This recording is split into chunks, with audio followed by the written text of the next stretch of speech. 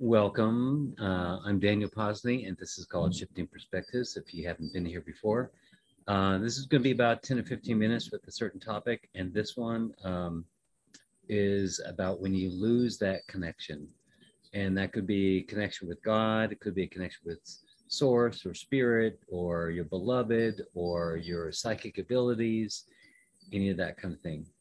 But first, I want to share with you what's coming up in September and October. October is a 4-day men's retreat, and I believe that's the 12th to the 15th. That can be found at sedonamensretreats.com. And then in September, we've got a couple things going on. We've got a 1-day spiritual retreat here at our house at the Hummingbird House, which I'm at now. And then 2 days after that is a relationship retreat.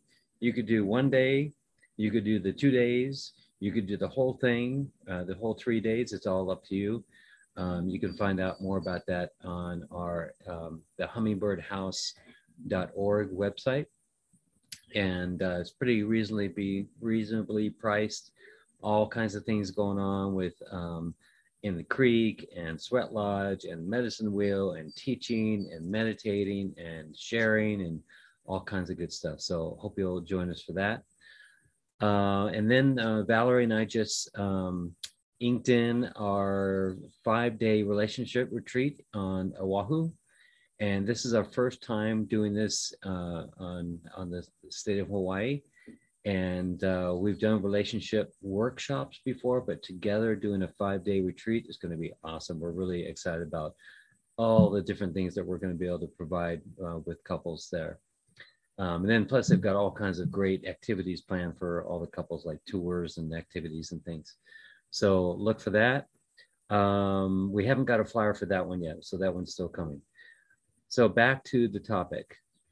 When I joined the Navy in 1982, wow, that 41 years ago.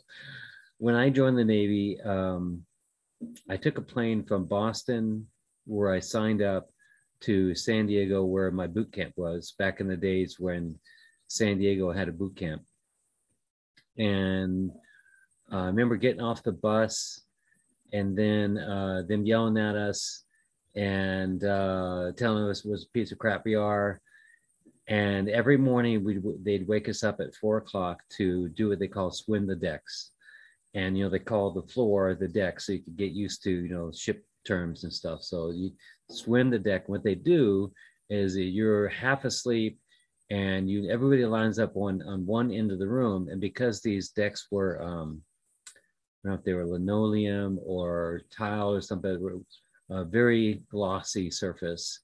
It built up what they call ghost turds, which is just balls of dust and little pieces of fabric from the wool blankets, and all that stuff kind of gets shedded, and then you got to swoop that stuff up. So what do? They get everyone on the deck and they swim the deck. So what you do is you swim the deck and you kind of corral up all these dust bunnies or those ghost turds, I think what they come. Anyway, they would build up into these piles and you just keep on scooping them up.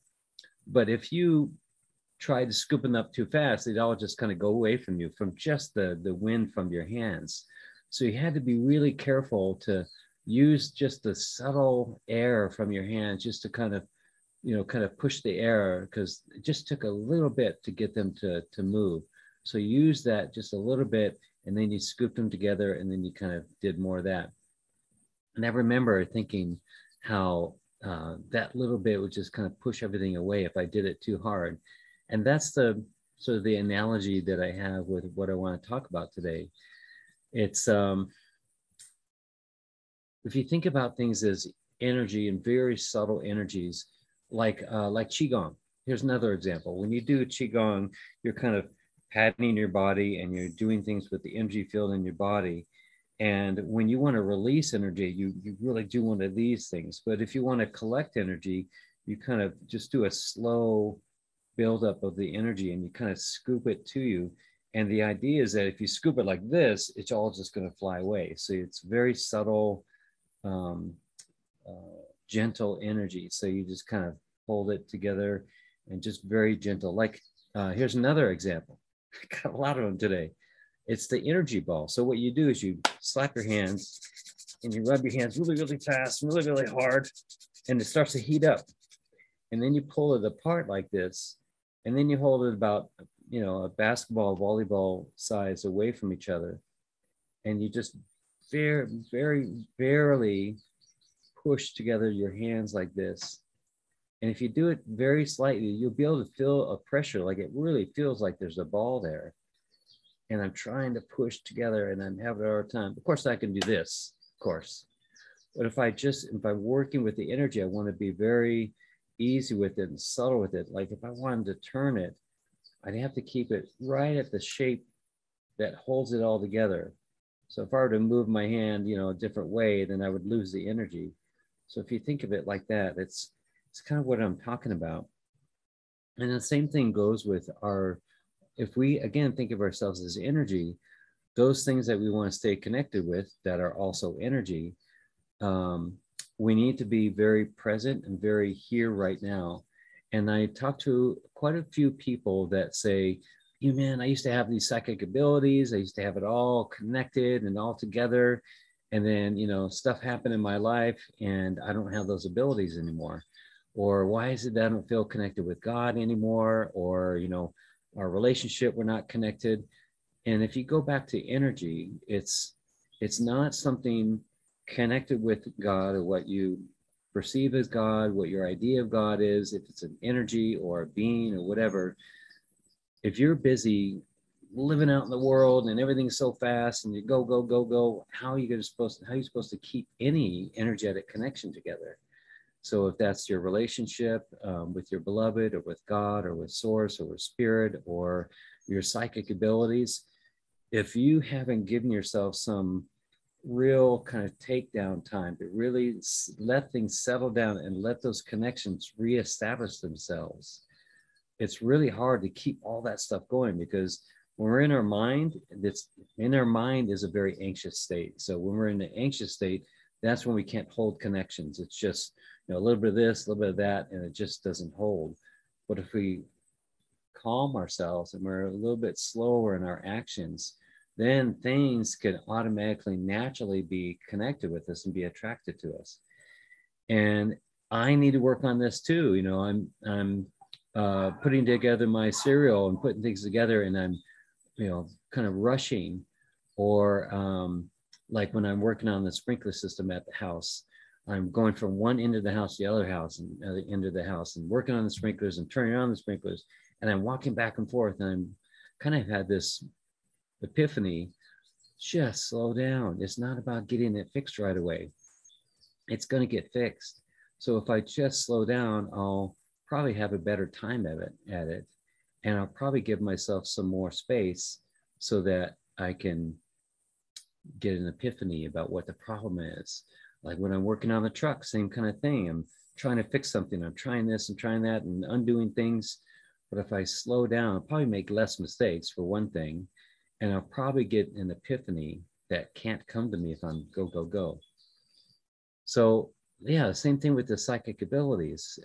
The psychic abilities and like vortex energy. If you're trying to feel vortex energy, man, you cannot feel that stuff if you're in your head and you're like, I've had people I'm in the car with them and they're blasting the rap in their car, and maybe they got a mocha in their hand, they're listening to stereo loud, and they're driving to the place, and they're driving is kind of erratic, and I'm taking them on a vortex tour.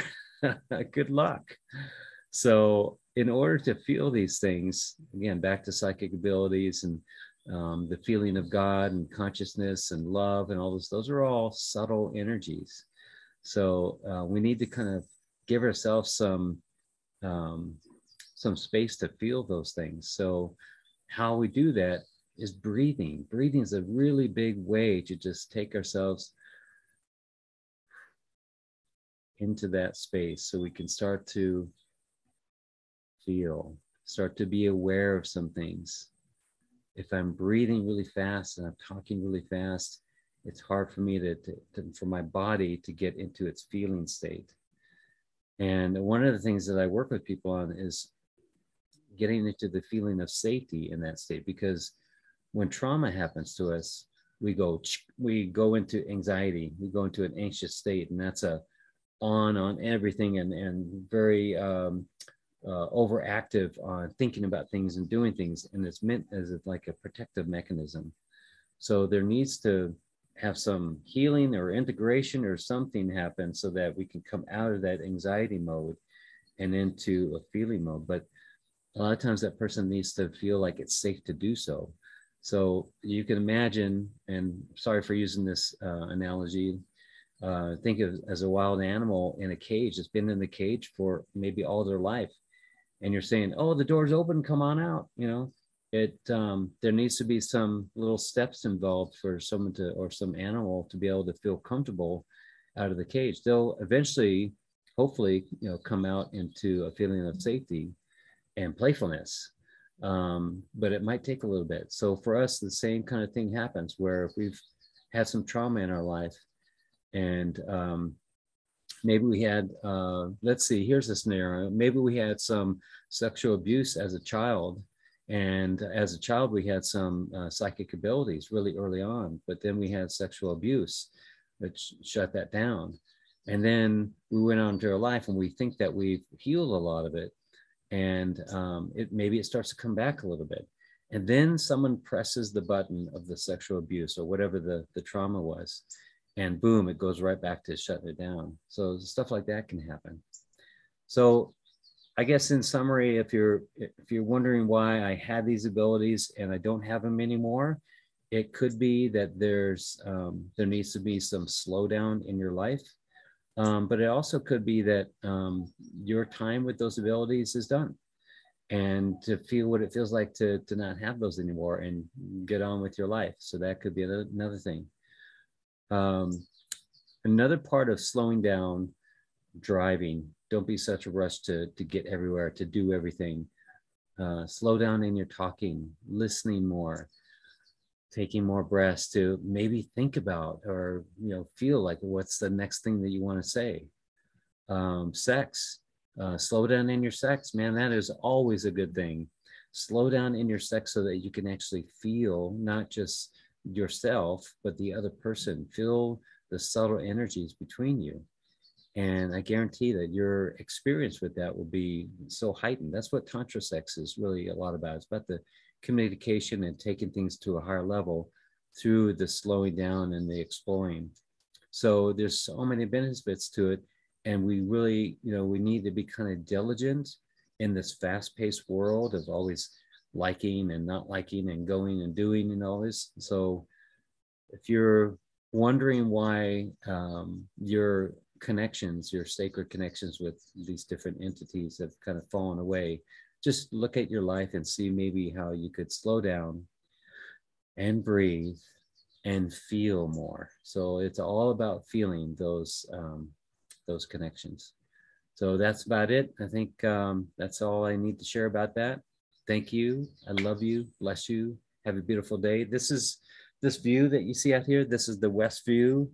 And behind me, I don't know if you can see all the way back there, but behind me is where I spent 3 days in the cave, or Kurt Palestani took me out there for 3 days with just water. And this is kind of our valley back here. Where am I? Over here. And over here is the Oak Creek that kind of wraps around. I'm doing this right. Wraps around all the way, and then it comes right in front of our house right here. So right here are the steps that go down to the creek. And it's beautiful. I hope you make your way here. Thank you. Bless you. I love you. Have a great day.